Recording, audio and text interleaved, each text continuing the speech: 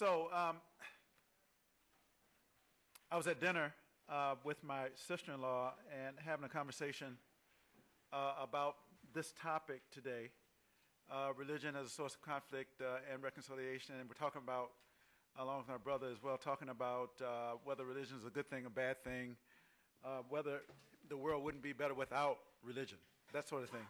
And she actually mentioned a song, John Lennon's Imagine, that is related, because it was related to the topic. And I'm just going to read you a couple of lyrics, from part of the lyrics from that piece. Imagine there's no heaven. It's easy if you try. No hell below us, above us only sky. Imagine all the people living for today. Imagine there's no countries. It isn't hard to do. Nothing to kill or die for. No religion too. Imagine all the people living life in peace. Part of this piece, of course, relates to the problems caused by religion. It doesn't come as news to any of us that religion has historically been and continues to be a source of conflict. It's also true that religion is inherently an ideology of reconciliation.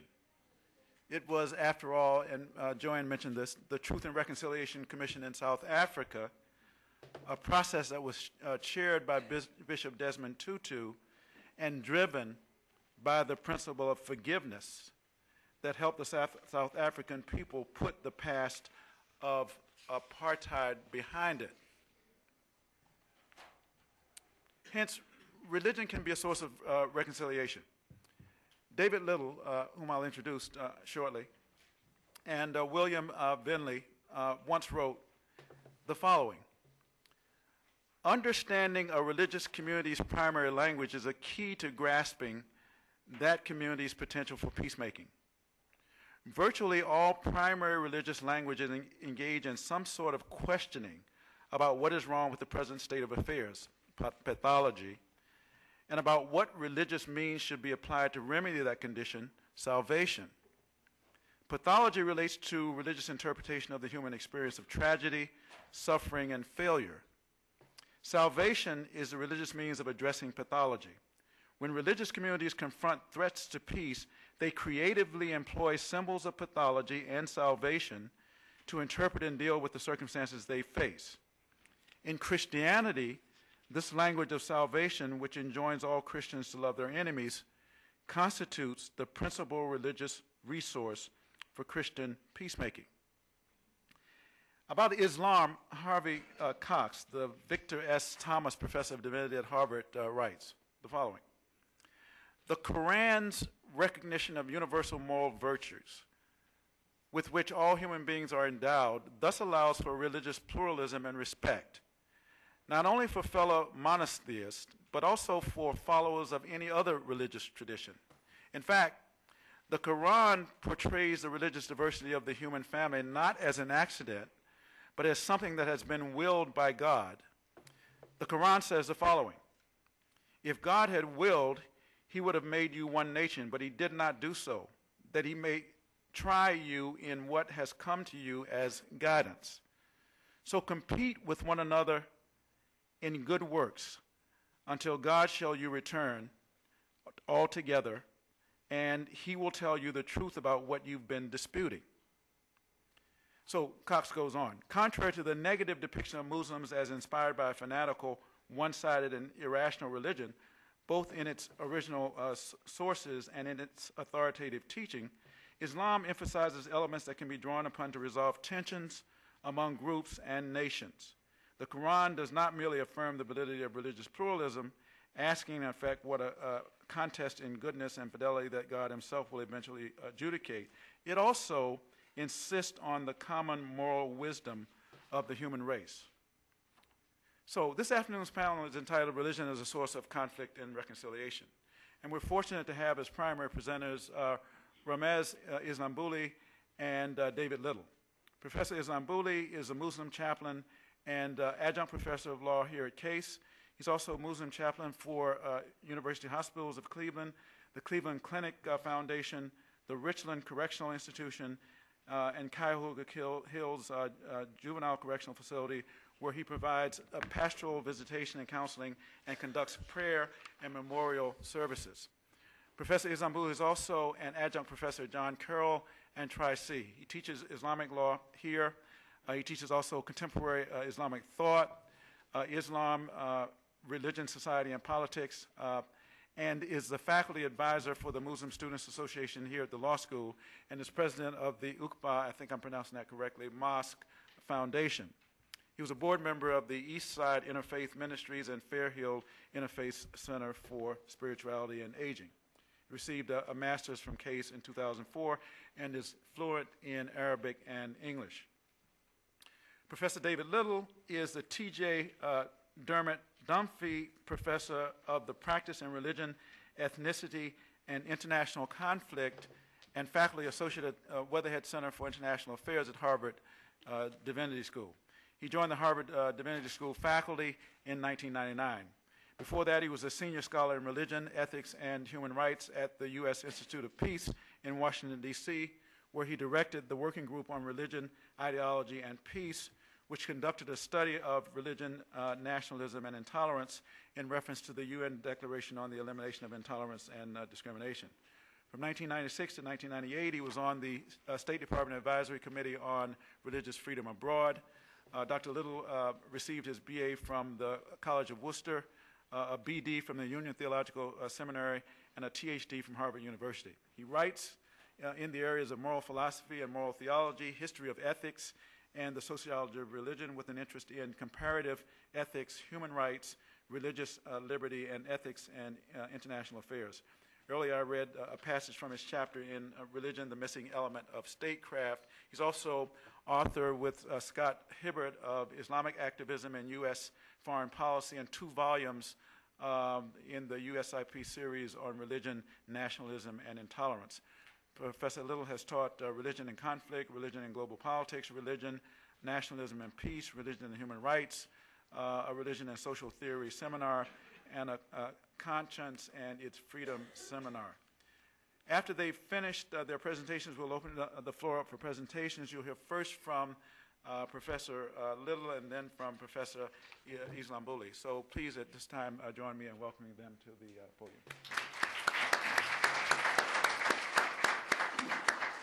Thank you very much, Calvin. I appreciate the introduction, and I'm very pleased to be a participant in this conference.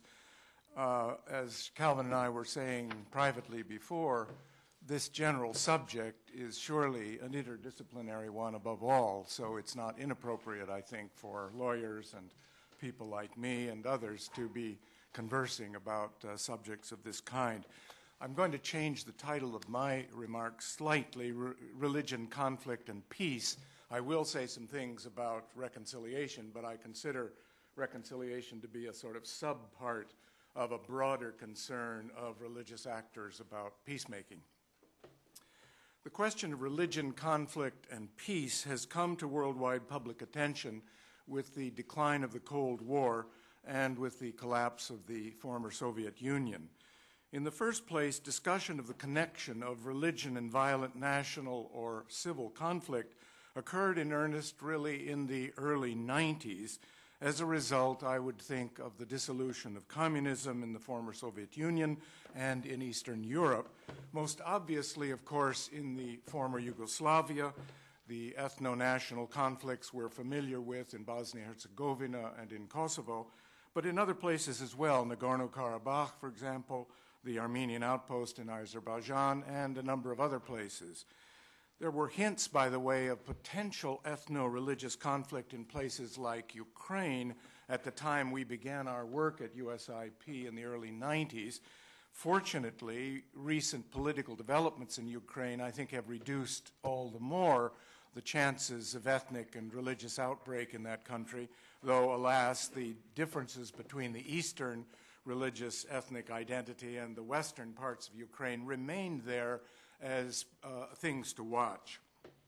Moreover, many of the ethno-religious conflicts in other parts of the world that we have become familiar with, I'm thinking of Sri Lanka, Sudan, Israel, Palestine, Northern Ireland, Kashmir, Cyprus, and the list goes on, were, so to speak, all cast in a new light as a result of the changing Cold War climate. So long as we looked at conflicts through the lens of the Cold War, we came to see those conflicts as functions of East-West rivalry or as unimportant sideshows. But what's very important to remember is that while the Cold War was going on, conflicts like Sri Lanka, Sudan, Bosnia, Israel, Palestine, Northern Ireland were mostly there all along, continuing in their own ways, but were simply unnoticed or were not taken seriously. It wasn't that with the end of the Cold War all these things suddenly erupted. It's just that we began to see them in a new light. On the other side of the coin, the particular fascination that many of us have come to have, and Calvin Sharpe mentioned it, a concern with the constructive and not just the destructive part of religion, the subject of religion and peace work, if we can call it that, can, interestingly enough, I think, also be traced to the demise of the Cold War. So both sides of the coin, religion as conflict and religion as peace, emanate, at least in modern terms, from that crucial period in world history. I have in mind the manifest role of religious actors in places like East Germany and Poland in bringing about the nonviolent transformation from authoritarianism to forms of democracy in the late 80s and early 90s. And that was also linked, I think, to the successful nonviolent action by more secularly oriented actors in places like the former Czechoslovakia and by religious groups specifically in places like the Philippines, where, as you recall, nonviolent religious actors, in effect, by themselves, assisted to some degree by the inactivity of the army, overthrew Ferdinand Marcos in 1986. And this whole movement was linked further with the peaceful transformation of South Africa in the early 90s, something that's been alluded to already, and the development of, in part, religiously inspired orientations towards truth and reconciliation commissions as a way of overcoming the hostility and antagonism that had been created between the races as a result of the brutality of the South African regime. Incidentally, the South African regime is very interesting in this regard because the Dutch Reformed Church, as many of you will recall, spent a lot of its life reinforcing and supporting the Afrikaner regime, but then at a critical point in the early 80s reversed itself and in many respects helped to undermine the legitimacy of the Afrikaner regime. So religion plays in a fairly dramatic way that ambivalent role in response to South Africa.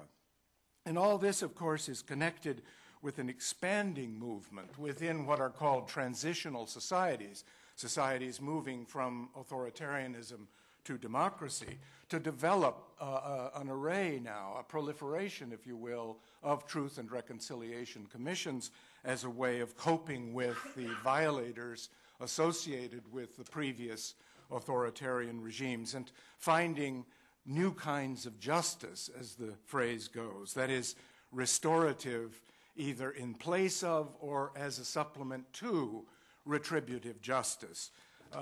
This development, it seems to me, is extremely important, and the religious aspects, while I don't think we should say only religion has been involved in these developments, nevertheless, the religious aspects of these rather significant political and legal developments have a religious connection that's, I think, indisputable.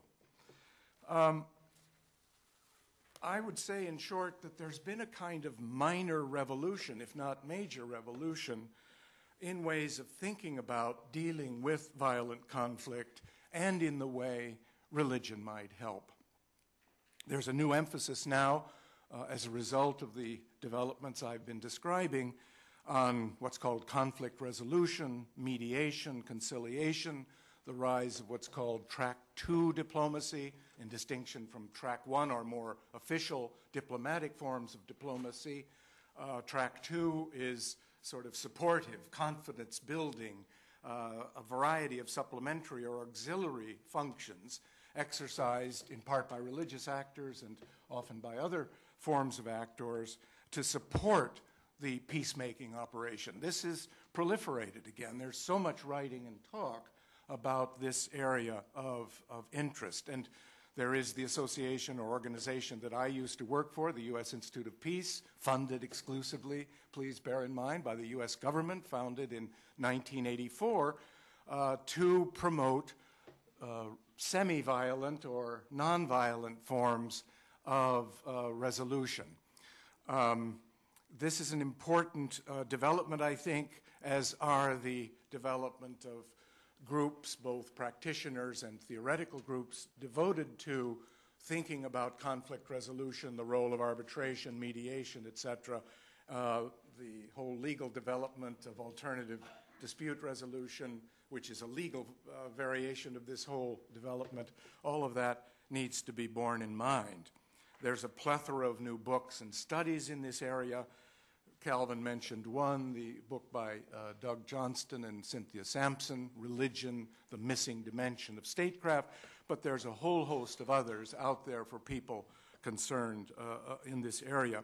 And there is also a forthcoming book that I happen to be the editor of. I'm going to come back and say a word about this book in a minute. It's a book that contains the case studies of 17 religious peacemakers around the world. It's a very remarkable book, I think, and I'll say some things about what it tells us in a minute. And then finally, the terminology of forgiveness, mercy, reconciliation, restorative justice, these terms which were once relegated really to the theological, the Sunday worship realm, if you like, or Saturday worship realm, or Friday worship realm. They were part of the worship vocabulary of a variety of religious communities, but were not really part of the public domain. They have become that, it seems to me. They are politically enormously significant now, and that further illustrates my point that some kind of, if not overwhelming revolution, a modification, a revision of the way in which people are thinking about peace and religion and peace have been changed. I would like to mention, as a result of my work on this book, something that occurred to me as I read the case studies of these religious peacemakers, something I'm calling the hermeneutics of peace.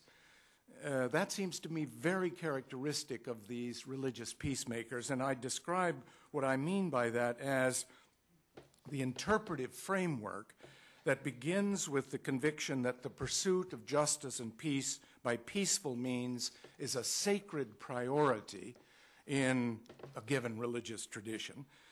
And within this framework, then, the texts, the traditions, the practices of one religion or another are examined for their contribution to elaborating and expanding on the commitment to the promotion of justice and peace by peaceful means. A very important development. It's affecting theological training in a variety of ways, and it's having its impact significantly, I think. Well then, I'm going to divide the remainder of my remarks into two sections, as you might expect, religion in conflict and religion and peace. On religion in conflict, let me address two general claims that are rather widespread and that need some response, I think. One is that real or authentic religion never causes or contributes to violent conflict. Only flawed or bad religion is supposed to do that. I've been around the world. I've been engaged in discussions with people in combat zones, and you hear this again and again from religious leaders. It's not our religion, purely understood, that has contributed to the conflict here. It's an abuse of that religion, a debasement of the religion. please don't confuse real religion with false religion in regard to the association of religion and conflict. And the second claim is heard mostly from social scientists. It is, in fact, a very important claim that people like me in the field of the study of religion and conflict have to deal with. The claim is that religion is not really a very important cause of violent conflict. It's much more economic conditions and political conditions that are the crucial causal factor.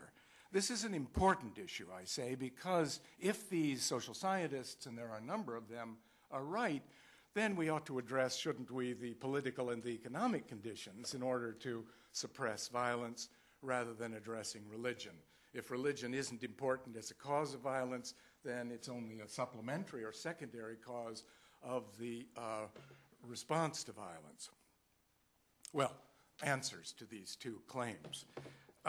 First, the claim that real or authentic religion always brings peace ignores the fact that even the most enlightened and pacific religious people sometimes, as a matter of fact, heighten tension rather than relax it. They do that by resisting what they regard to be injustice and mistreatment. The American religious leader, Dr. Martin Luther King, Jr., used to tell those who blamed the civil rights movement in America for disturbing the peace that genuine peace is much more than the absence of violence. Genuine peace, King said, is based on justice and mutual respect, and these ideals are seldom achieved without arousing the hostility and often the violent response of the profiteers of oppression, if you could call them that. In other words, religion, even in its purest forms, is not innocent of connection to violence, and that's an important thing to remember. Of course, the question of the moral responsibility of the nonviolent actors like King and others is another matter altogether.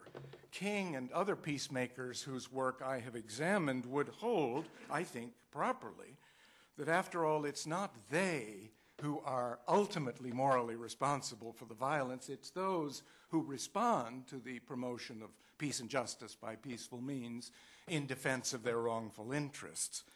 That's, of course, an open question, but that certainly is the view of peacemakers like King and others. And let's not forget, by the way, on this point, that not only King, but also other famous proponents of nonviolence like Jesus and Gandhi met with violent deaths. So that's on the one side. Religion and peace, I'm suggesting, is a complicated subject, and one should not be distracted by oversimplifications in this area. The second claim is in regard to the social science findings. As I said, the connection between religion and conflict is a controversial subject among social scientists. There continues to appear in the literature considerable skepticism regarding the role of religion as a conflict or a cause of peace. Two examples. Paul Collier of the World Bank has written widely on something he calls the subject of greed versus grievance. And if you read Paul Collier's work, it's greed, not grievance, that is the real cause of violence. And this thus would include religious grievances as well as ethnic and political and economic grievances. No grievances, according to Collier, are really at the heart of violence. It's all of the elements of economic greed. Another example is the work of James Farron and David Layton in a recently published article called Ethnicity, Insurgency, and Civil War. They take a little issue with Paul Collier, though they come to the conclusion that it's a combination of economic greed and political ineptitude rather than religious or ethnic or other forms of grievance that are at the heart of the rise of civil violence. As I say, if they are right about this, this is critical for our whole analysis. The relation of religion as a cause is related to the religion as a response to or an ingredient of peace. The problem, from my point of view, and I've read this literature quite carefully, the problem with the social science arguments, it seems to me, is that when you look at this literature carefully, the literature itself represents more complicated conclusions and results than the authors themselves allow for. In both articles mentioned above, for example, the evidence presented shows that the articulation of grievance at some stage in the progress of the violent conflict comes into play as a very important factor. And I've identified 3 areas in this very literature in which religion plays a supplementary or an exacerbating role, if not a causal role, in the rise of violent conflict. The legitimation of insurgencies, or contrariwise, the legitimation of the government's response to an insurgency. 2, the role of attracting or motivating recruits to insurgent activity. And 3, a very important feature, I think, the fact that religious grievances, along with other grievances, will have in one way or another to be addressed in any satisfactory peace settlement. I'll come back to that point in a minute. Whether or not the causes of ethno-national civil war are strictly economic or economic and political, I'm suggesting on the basis not only of the social science material I've looked at, but my own work in the field, that religious, cultural, and ethnic grievances nevertheless frequently turn out during the course of a war to be highly salient and to become unavoidable in the process of trying to resolve the conflict.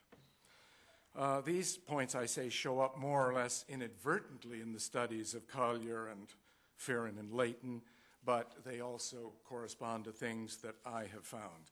One word about the work of another social scientist who has done rather important work in the area of ethno-national conflict. His name is Ted Robert Gurr. He's published 3 important books. One was published in '94 called Minorities at Risk, A Global View of Ethno-Political Conflict. In 2000, he published a book, Peoples versus States, Minorities at Risk in the New Century. And just last year, he published a general summary of his findings in a book called Ethnic Conflict and World Politics. In the greed versus grievance debate, Gurr takes a strong stand on the side of grievance. In fact, that's the fundamental argument in his book, and he surveyed some 275 ethnic conflicts. So that grievance on Gurr's account becomes very, very important. Gurr's contribution more generally to this whole consideration is one that, according to him, in 1995, there was a sharp decline in the incidence of ethno-political conflict, due, says Gurr, to the fact that there were the development, corresponding in some ways to the things I was saying earlier, developing in response to ways in which governments have found to deal with minorities less violently, more accommodatingly. That is to say, to address the grievances, cultural, economic, political. Minority rights, in other words, have become a very significant concern. By the way, this point that Gurr makes is of enormous importance for religious actors, because if it's true that extending rights of tolerance and non-discrimination to minorities in a variety of settings is leading more and more to a reduction of overall ethnic violence, this seems to be a place in which religious groups and individuals could play a most significant role indeed. Gurr's own work on the place of religion is not as good. I won't spend time on it. I just want to register that I want to hold out, I suppose, that there's a place for people like me in this discussion, because even the better people in the field, like Gurr, are not altogether sensitive, I think, to the way religion functions in some of these conflicts. 2 areas in which religion is particularly important in conflict. One is nationalism, and the other is terrorism. On the matter of nationalism, my work at the U.S. Institute of Peace that Calvin generously mentioned really reinforced the point that I've made earlier about the legitimating, recruiting, and role of religion in settling conflict. If there's one general finding in the studies we did of Sri Lanka, Sudan, Bosnia, Northern Ireland, and so on, it was this point, that religion, after all, does play, in some settings, a very significant role in exacerbating conflict. A word about Sudan, Sri Lanka, Bosnia, since we took up the subject of federalism so interestingly this morning. The Sudan peace arrangement, which was signed, as you know, in January of this year between the North and the South, is a kind of federal arrangement. The North is left to itself relatively, that is to say, it governs its own area, the South to its, and then there is a federal structure uniting the two sections of the previously warring areas of the country. There is a 6-year interim period that has been agreed to that will allow, at the end of that period, the South to make a determination whether it wishes to remain a part of the federal structure or whether it wishes to withdraw and become an independent state. And there are a number of ways in which power sharing, wealth sharing, religion accommodation have been undertaken. And that's the point I wanted to emphasize in passing, that the accommodation of religious difference is a key factor, undoubtedly, in the working out of the Sudan peace settlement. That is to say, the question of Islam and its relation to the overall governance of the country has been an absolutely central feature. I don't see how anyone can look at Sudan and say religion is not important. Clearly, it's not the only subject of importance. Economics, oil, political concerns, also enormously important, but religion plays a very critical role indeed. And in passing a word about Iraq, since that has come up, I've been struck in the discussions over Iraq about the lack of attention on the part of the administration or observers to much of the political science literature that has talked about the difficulties of moving from authoritarian to democratic regimes. The work, for example, of Jack Snyder, a book significantly entitled From Voting to Violence. And there are a couple of key factors that are evinced by Jack Snyder and others about what it takes to move, factors that are worrying, I think, in regard to Iraq. High energy politics, weak central government, combative and highly organized subgroups within the polity. The presence of all these factors, together with the lack of national institutions, of professionalized media, etc., give you some cause for uncertainty about the process of movement and the outcome of movement from one area to the other. I'm running down on time, am I not? 5 minutes? Yeah, 5 minutes. 5 minutes, I see it there. Well, I was going to say something about terrorism, but I'd better skip that. Perhaps we can talk about that in the discussion period. I've got to say something about religion and peace. Religion and peace can be divided into 4 sections of interest: peace enforcement, peace making, by which I mean the arrangement of peace settlements, peacekeeping, which is the effort of often third parties, with usually but not always with military involvement, to support whatever peace arrangements have been worked out. And then finally what I call, or others call, peace building, which is the effort to create institutions and capacities, such as we've been talking about, to sustain and expand on peace. It's particularly in the peacemaking and the peace-building areas that religious peace actors have been very significant, I think.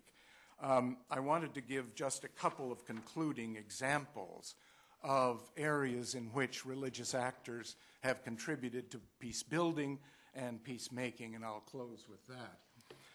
On the peace building side, there is an organization called the Bosnia-Herzegovina Interreligious Council that I myself, when I was at USIP, was in a very modest and minor way instrumental in helping to develop. That was a significant and remains, I think, a significant body. It brings together Jews, who are a small but significant population in Bosnia-Herzegovina, Serbs, that is the Serbian Orthodox, the Croatian Catholics, and the Bosniaks or Bosnian Muslims.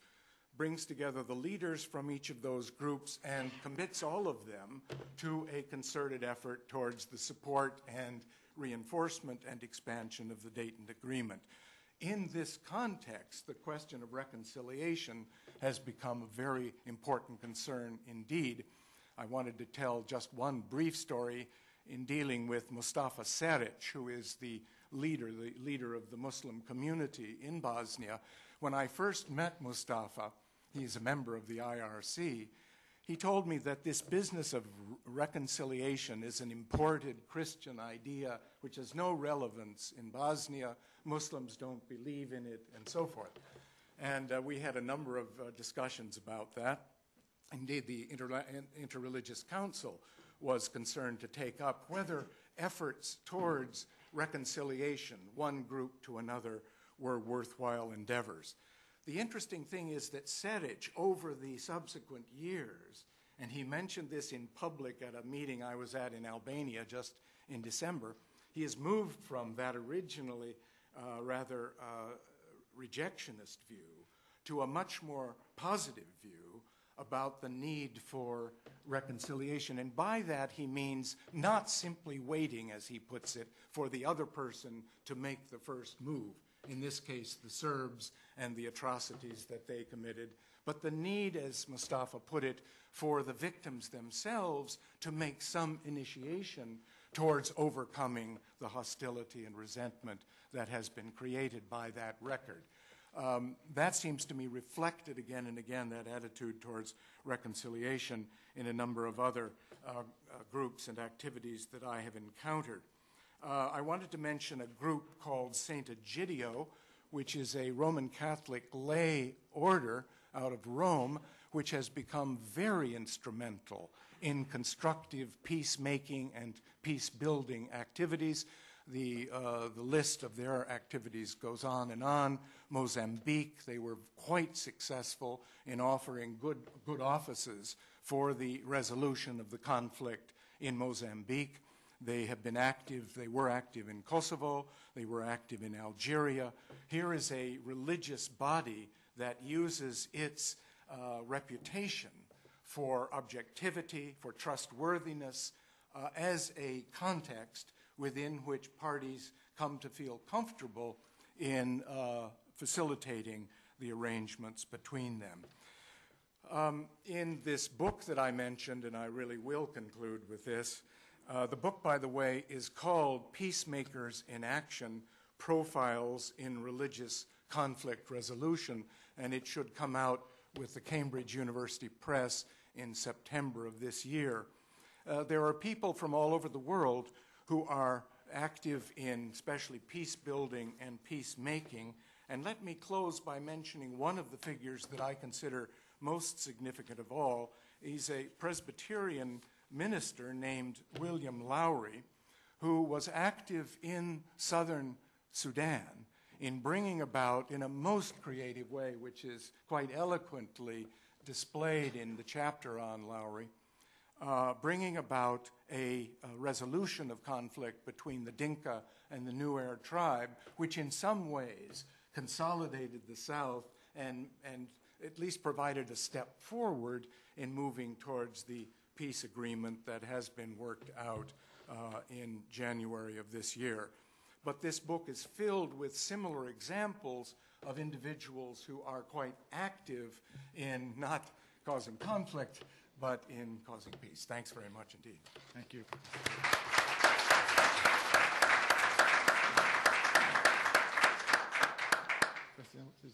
Go ahead. Thank you. It's always an honor to be here. I always consider the law school as my second home. So, and also I would like to start with a warning here. One time I was giving a presentation and some of the audience felt that I was a little bit pro-Islamic. and biased towards Islam. So I would like to mention here that if I seem pro-Islamic or biased towards Islam, well, this is because of my background, and I think I have the right to present this.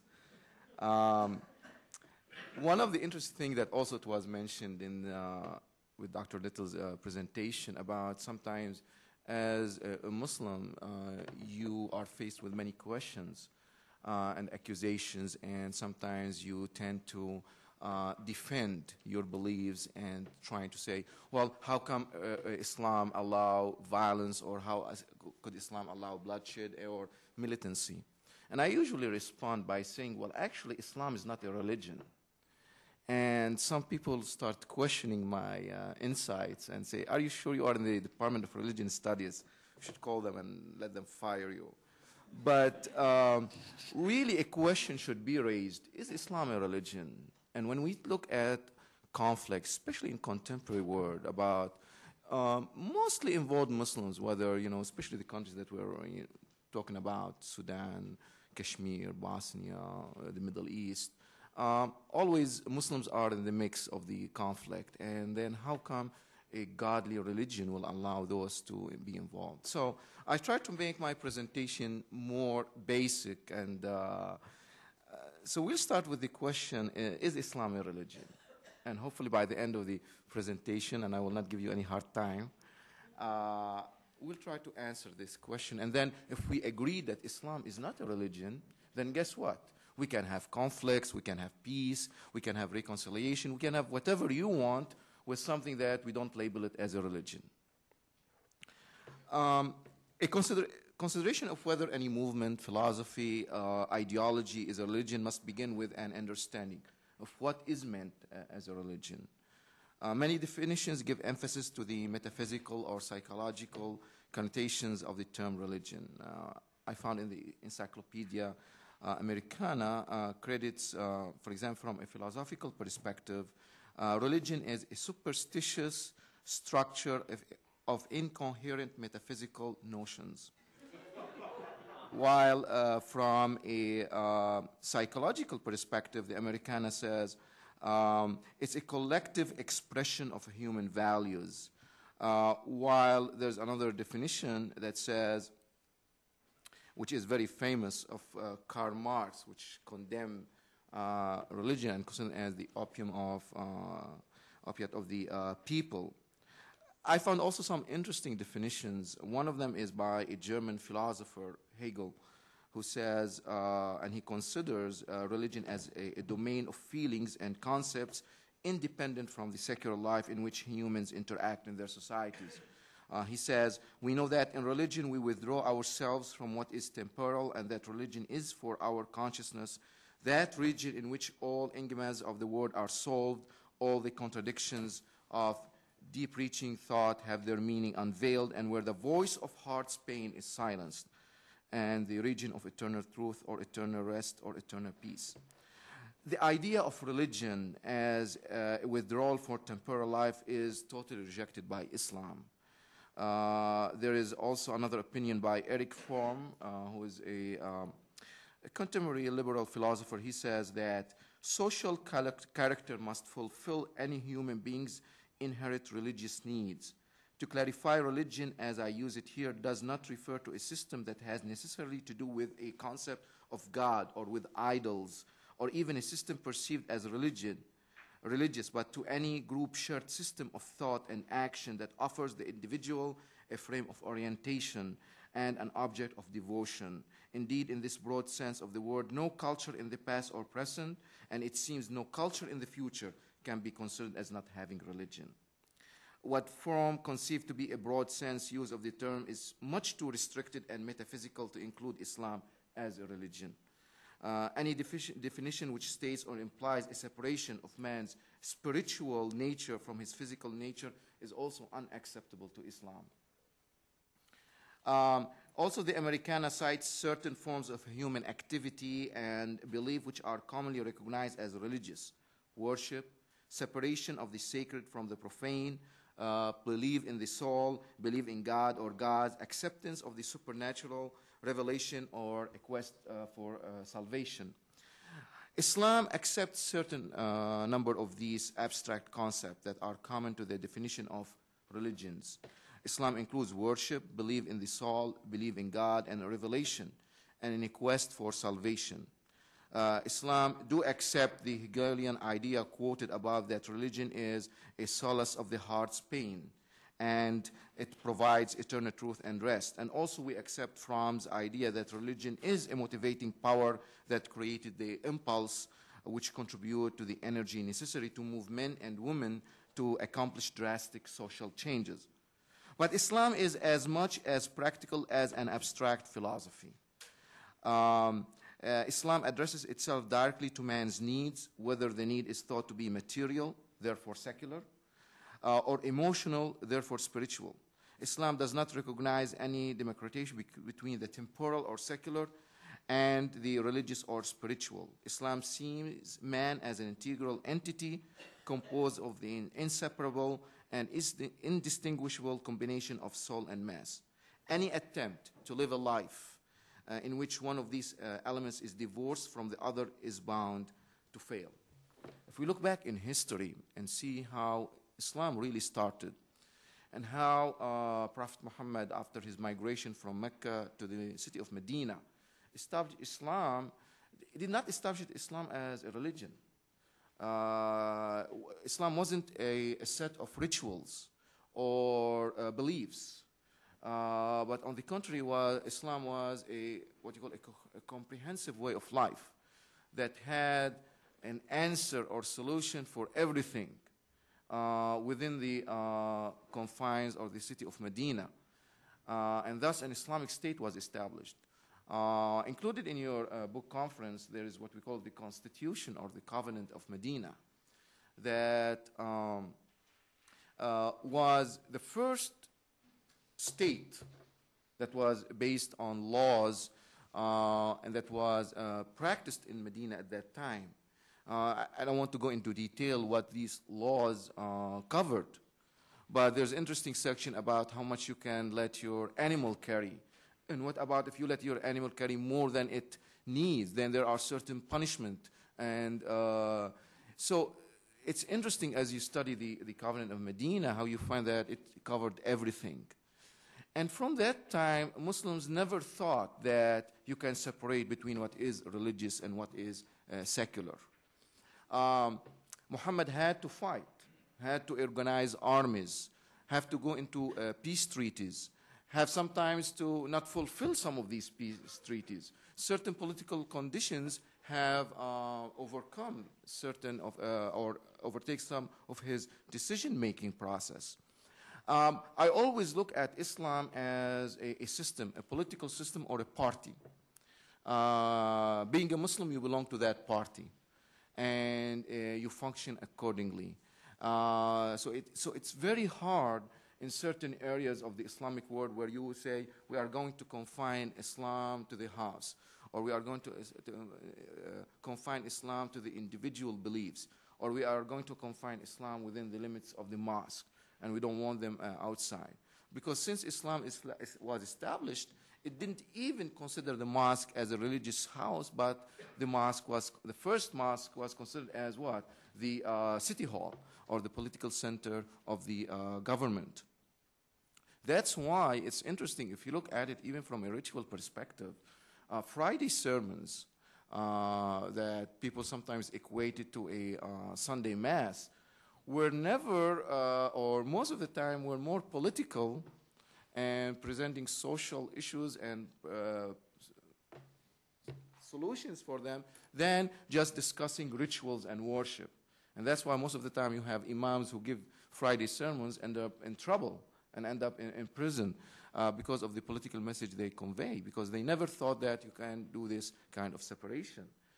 They believe that God has created us as human beings in a world that is ruled by certain laws, and we have to interact with these laws and use some of the guidance that were given to us that either presented through the scripture or the lifestyle of the prophet, but then we have to interact and use our human reason and intellect to find solutions that will solve our problems.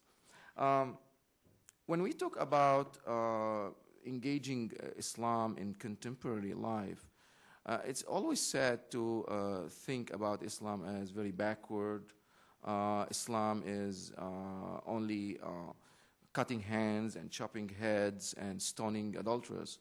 And I think this is limiting Islam to a very minute things. On the contrary, Islam has contributed a lot in the fields of sociology, psychology, philosophy, theology, science.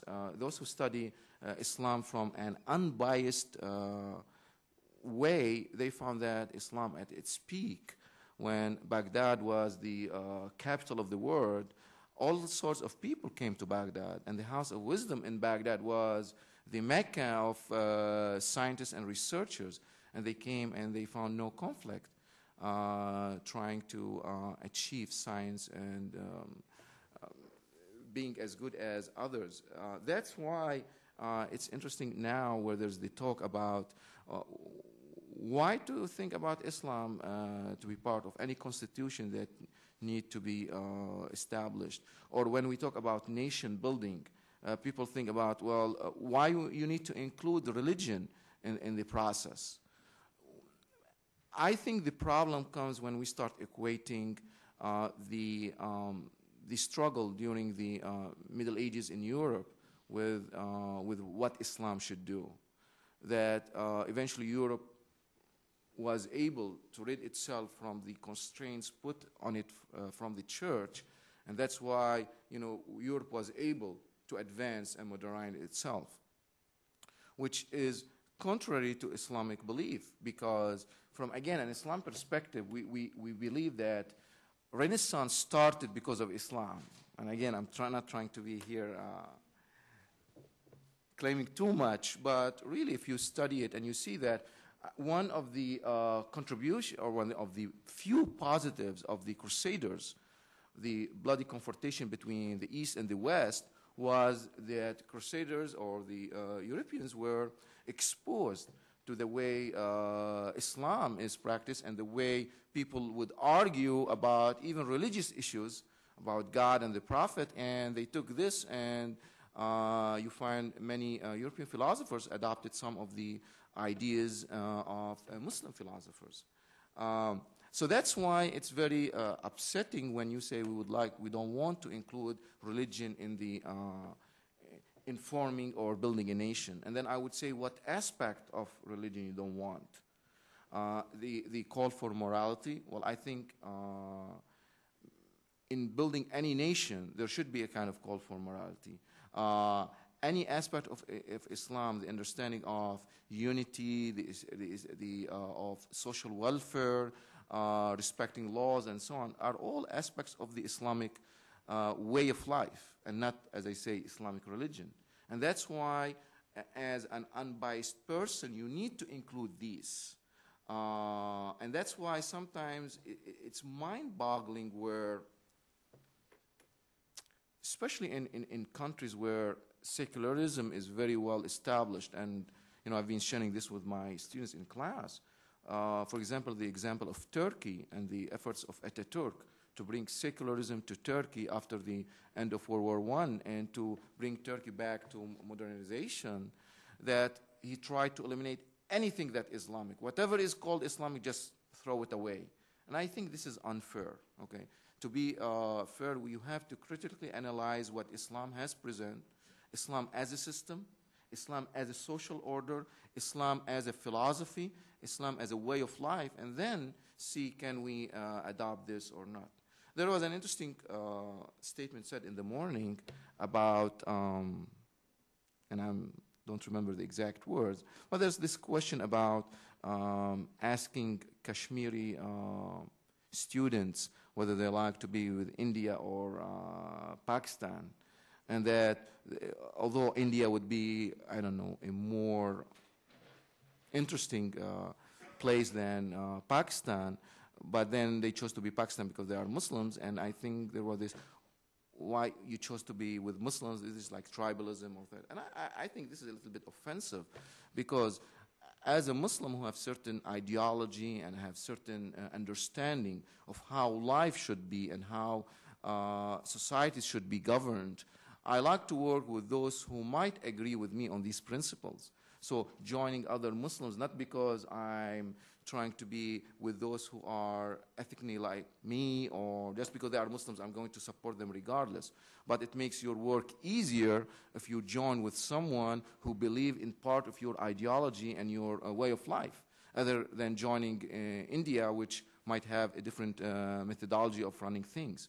So that's why we shouldn't just look at Islam as, this bunch of terrorists or bunch of those who believe in I don't know, this God, or they worship something that is unrelated to our life. On the contrary, if you study Islam, you'll find that, I'm trying to be correct, am I on camera or something like that, that more than 90% of Islamic contribution can be considered non-ritual or non-religious in the terms. So that's why I really would like, to end up with saying that, can we really consider Islam as a religion? And those, especially those who have been involved with Islamic societies or Islamic nations and trying to rebuild these nations again, can we build these nations and we just tell them, forget about Islam, or forget about Islamic law, or forget about Islam as a way of life? Personally, I believe it's impossible, because you are asking people to forget about Islam. And that's why one time we were in a presentation and people were introducing themselves. And it's interesting, sometimes to make my life easier, I ask their religious background, and then it's interesting, sometimes you feel, well, I'm a non-practicing Jew, I'm a non-practicing Catholic, or I'm a practicing Protestant. And then I would say, well, what does it mean? Really, can you explain what does it mean a non-practicing Catholic? Okay. For me, a non-practicing Catholic is not a Catholic, okay? So that's why, from an Islam perspective, you can either be a practicing Muslim or a non-Muslim. So you can't have a non-practicing Muslim. And that's why in building any nation, you have to include Islam in a way or another. Sometimes, especially nowadays with especially current Islamic movement or militant movements who try to bring back the early model, the model of Muhammad and the early Islamic State. And I also respond here, also making them upset, that also we cannot bring this model again because things have changed, and people at some time were not part of the political process. Now people would like to be in the political process, and you can't just tell them, forget about it.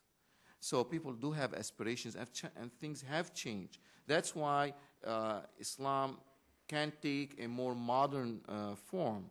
And modernity and reform in Islam is not something that we are preaching now. It has started way in the 17th, 18th century. And you have great Muslim reformers who preached a message, and one of them is a famous name, Jamaluddin al-Afghani, who was in Persia. He said that we need to react positively to a Western challenge, that you are bringing me a system that you say it's Western, and instead of rejecting that, I will take it, okay? Might give it an Islamic dress, might give it an Islamic title, but it's something that is good and can be adopted. And there is, and this is based on a famous tradition of Prophet Muhammad, who says that wisdom can be taken even from the mouth of the devil, which is interesting that and I'm not saying Western is the devil, but even people who would say that if such a statement by a prophet, that wisdom, and when we say wisdom, wisdom can imply discoveries, technology, any kind of system that can make the life of people better. And that's, the scope of Islam, making the life of people better. So any kind of system has to be implemented and used. Although we believe that, Islam would be an integral part of that. So, again, we go back to the first question that was raised. Would you consider Islam as a religion? And can we compare Islam to like Judaism, Christianity, Catholicism? Or Islam is unique by the way it blend life and ritual, by it blend politics and religious life together? I think it's an interesting question that I would like you to think about, and hopefully we'll get some feedback. Thank you.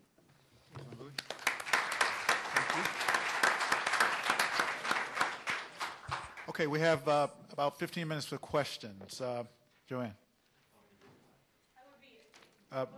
Wait for the mic, will you, Joanne, so we can record your question.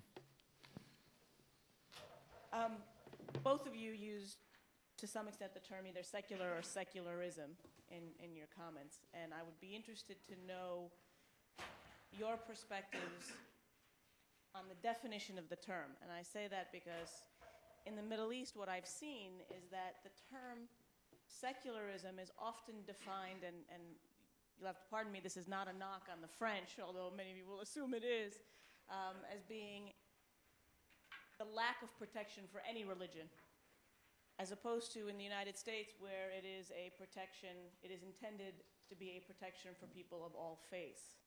And that difference in definition, I think, is highly polarizing, but most people in the Middle East perceive it to be as the French way rather than the American way.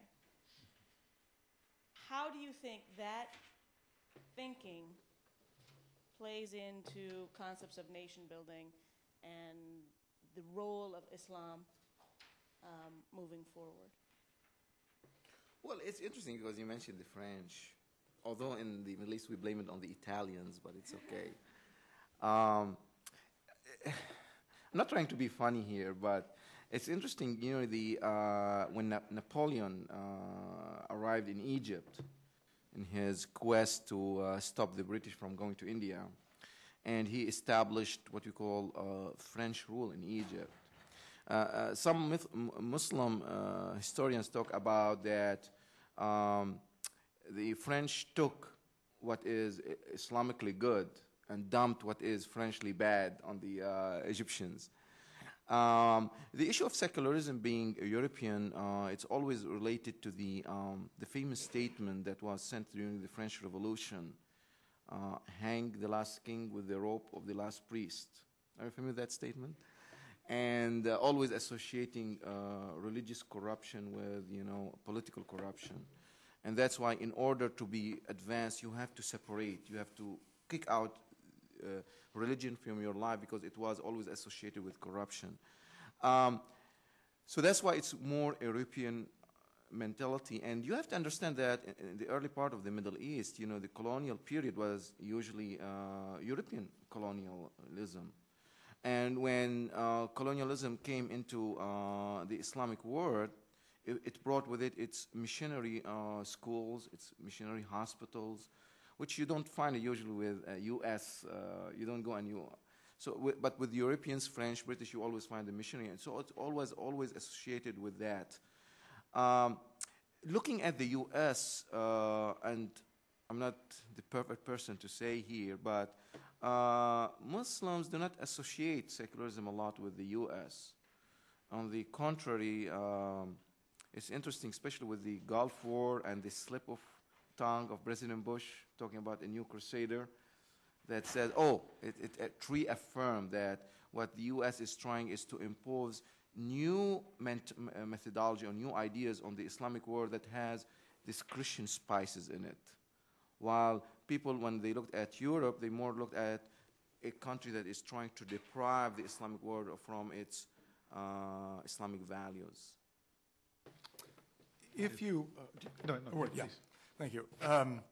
If you look in the Oxford English Dictionary for a definition of secularism, you'll find essentially the French definition, that is a set of beliefs in this worldly concerns exclusive of supernatural beliefs.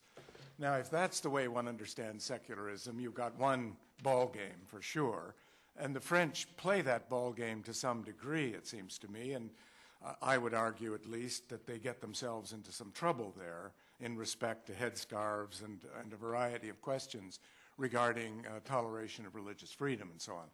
But there is another way to understand it. I would think more the Lockean tradition in the, let's say, English American, in which secularism or secularity, if we can get rid of the ism, is understood as a common space of this worldly concerns shared among all citizens and not appropriately dominated by one or another religious point of view. That idea of secular shared space, which to some degree bounds out direct religious control and influence, is the view that I myself would think is the more acceptable view. It's still very difficult to know how to draw those boundaries from culture to culture, and we heard something about that this morning. Professor Mallet's comments on what needs to be done in Arab and Muslim, or especially Islamic countries, is a fair representation of that.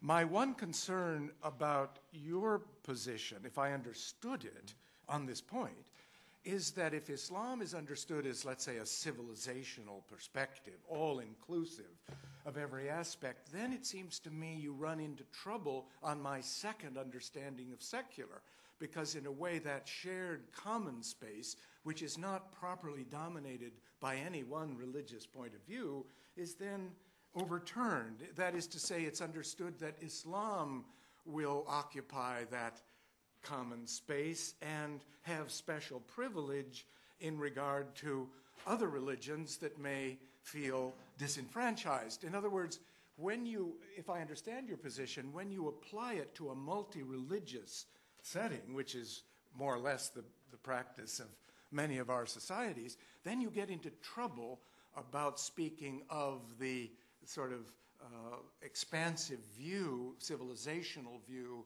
of a particular religion, precisely because it may wind up excluding other religions from that common space over which it should be understood, in my view, that everybody has equal access, should be treated equally, has equal rights, et cetera, et cetera. I think that's something of the problem you confront. You mean because the other religions admit to being religions? Well, they don't like it, let's say, if one religion, as a Muslim, it seems to me, wouldn't like it if Roman Catholics or Protestants took over that common space and began privileging their own interests in one way or another, giving people political office, giving them educational advantage, giving men or women one or another responsibilities. None of the religions, I'm trying to say, would find that a very attractive solution. So what you try to do in a setting, a multi-religious setting like that, is to find some relatively impartial, independent space where all of the religions, at least in that space, are treated relatively equally. None dominates the other, none gets to call the tune. I'm not saying that's easy to work out, but I think that is inevitably the ideal. Do you want to respond? Yes. Again, it's the idea of do you consider yourself religion or not. But the idea is, even in Islamic law, okay, there is what you call laws of Muslims living in a non-Islamic society and laws for Muslims living in a Muslim society. So if we are, let's say, Muslims living in a predominantly Muslim society, then eventually the laws are going to be the laws of the state, and there will be, again, when I say Islamic, people will say, well, it's religious, okay? It will affect me as a Christian or as a Jew living in that. But this is, we look at it as, for example, me living in this country and I don't like paying taxes. Can I do this? I'm bound by the law that is dominant in this society, that is, adopted by the people. So that's why we say in a certain environment, if you allow democratic ways and people adopt it to have Islamic way of life. But within Islamic way of life, there should be the tolerance to other religions, which means that, let's say, a Christian can celebrate on a Sunday, but the state holiday is on a Friday because the country is a predominant Muslim. So that's why I think, if I'm a Muslim living in a non-Islamic society, I will not go and start, fighting, because I understand that I'm in a system that is governed by certain laws that I might not like it, but I'm abide with it, because this is the country that I'm living in. But also it's my duty as a Muslim to promote certain things that I believe that they are correct. Again, with respecting the religious views of others. That proviso is the key, and I agree with you. If a Muslim society can work out a common space in which other religions, minorities, etc., are protected, equal rights, etc., call it what you will. If that's the provision, fine and dandy. The question is, do you do that? And Islam is not the only religion guilty of expansionism with respect to dominating the public square. Christianity has its pretty obvious record in that regard, and I object to that every bit as much as I do in the case of overextension on the part of any religion. Just use one example that, even here, sometimes when we talk about why Christmas is a holiday, for example, why you go to public areas and you find a Christmas tree. Isn't this a Christian symbol? Okay? And now we are trying to be politically correct, so we put like the menorah, and then, I don't know, we'll try to bring a crescent and add it to that, okay? Why to have it in the first place? Why to have the menorah and the crescent and the tree in the first place, okay? But again, the idea is that you would say, well, the Christmas tree is not religious, okay? I don't know. No, I see your point. It's a huge problem for the United States. It is a big problem. Yeah. And there's a great deal of debate about whether quasi or religious symbols should occupy public space. Yes. I think, and that's a very good, although maybe we want to, I'm sorry, we don't want Question? Okay. Thank you. I wanted to challenge Ramez a little bit. First, out of a sense of appreciation of his provocative question, is Islam really a religion?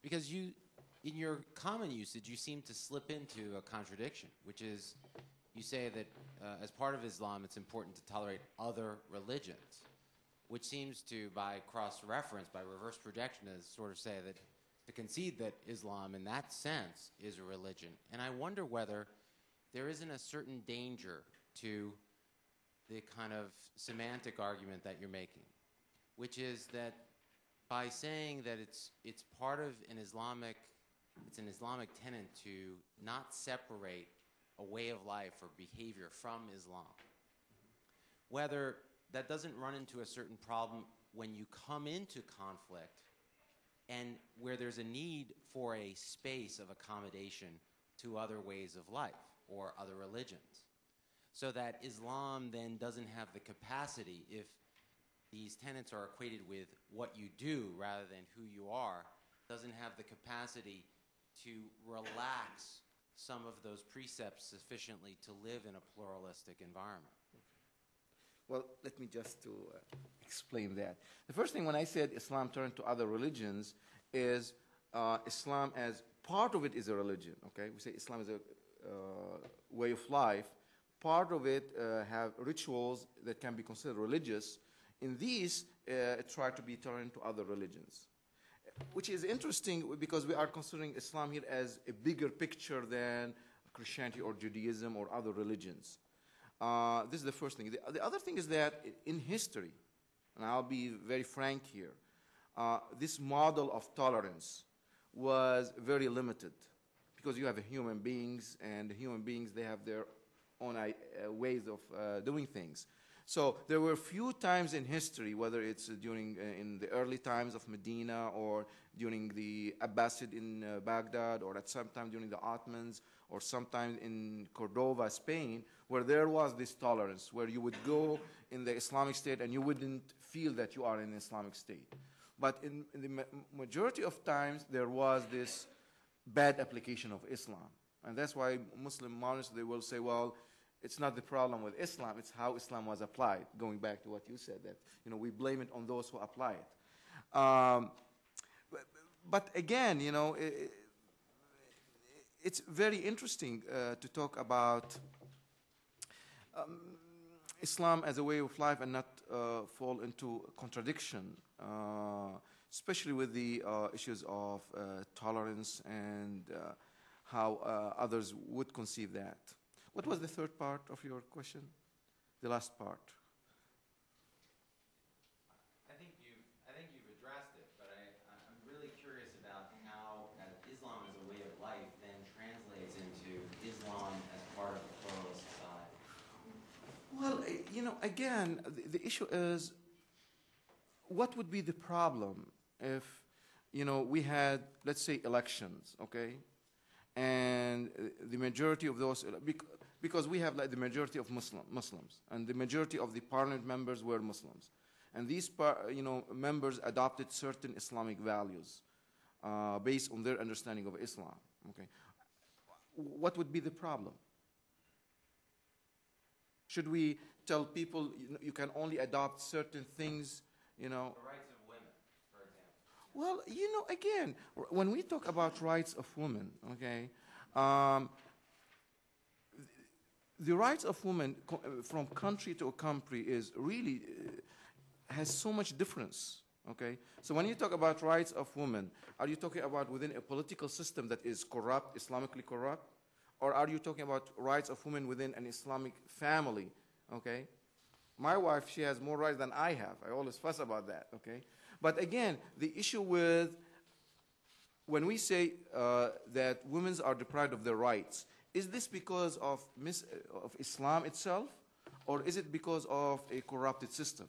So if we say women didn't have rights during the regime of Saddam Hussein, or people say, well, women don't have the right in Libya, can you say Libya is an Islamic country? Can you claim Gaddafi is practicing Islam? Or even Saudi Arabia. Can you claim Saudi Arabia is an Islamic country? I say no. Okay, I think we have time for at least one more question, maybe a couple. Let's start here. Maybe we'll take a second one as well, depending upon the length of the answer. I'm wondering if rhetoric isn't getting in the way here, because I'm thinking about the different, the application of religion in society, and we speak of, even though we're predominantly Christian and then Jewish, we speak of an ethic. We have a Christian Judeo or Judeo-Christian ethic.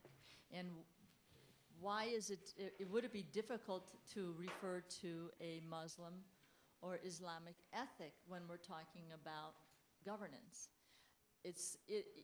I know that in my own, if I were to imagine, for example, in our own country being ruled and having a president wearing the clothes of a cleric, I would have serious problems.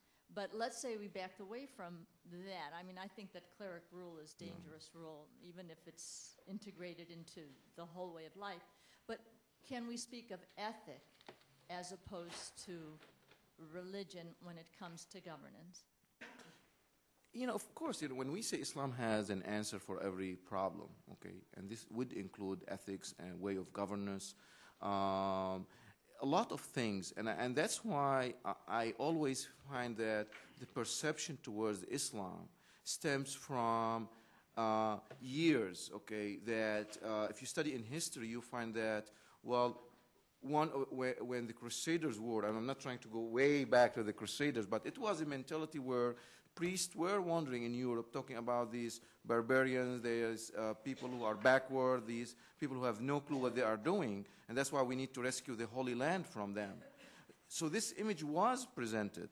And eventually, if we come all the way to early 20th century, part of colonial reasons for occupying Islamic world or third world countries is that these people are not able to govern themselves. They don't have the capability or the heritage or the tradition. So this is another thing. A third thing, just lately, especially with the Iranian Revolution, the only thing we remember about the Iranian experience is our hostages, okay, being blindfolded and treated badly. And we just try to ignore a lot of things that, even within the Iranian system or any kind of Islamic system, what positive they can contribute, whether it's ethically, politically, philosophically. So that's why I think, we have to be very unbiased here and try to accept things that are good and reject things that might not be acceptable. And I don't know, I might be a little bit on the liberal side, but I think there's a lot of things that, let's say, Westerns will reject about Islam that true Muslims should reject it themselves before. So when we say untreatment of women or girls not going to schools, for example, true Muslim will come and say, this is stupid, this is absurd. Where did you came from? Where did you bring this from? Just a general comment on this problem. I think it's important to think about cases. And when you look at a Sri Lanka or a Sudan or a Bosnia, you see the extreme consequences of attempts at ethno-religious domination. So we have real-world examples of efforts by ethno-religious groups to take over a political system, to dominate the laws, the mores, etc. And one sees, it seems to me, in looking at that array of cases, what the actual effects are. That doesn't mean that every case is like that, but it means that there are real-world possibilities out there that have to be avoided. And as I said, the work of Ted Gurr in his comments that improvements are the result, in part, in decline in ethno-political conflict, in extending rights of respect and non-discrimination to minorities. There are real-world empirical effects of increasing this common space, shared space, giving people within that space equal rights, rather than creating a system whereby one religion is able to dominate the educational pattern, the public administration pattern, etc., of that society. I think it is important to think empirically, up to a point, about these questions, and I do actually believe that we have growing bodies of evidence that give us some inkling of what systems work and lead to violence and what systems do not. I'm afraid we'll have to leave it there. I thought we had time for 2 questions, but please join me in thanking David and Ramez for provocative discussion.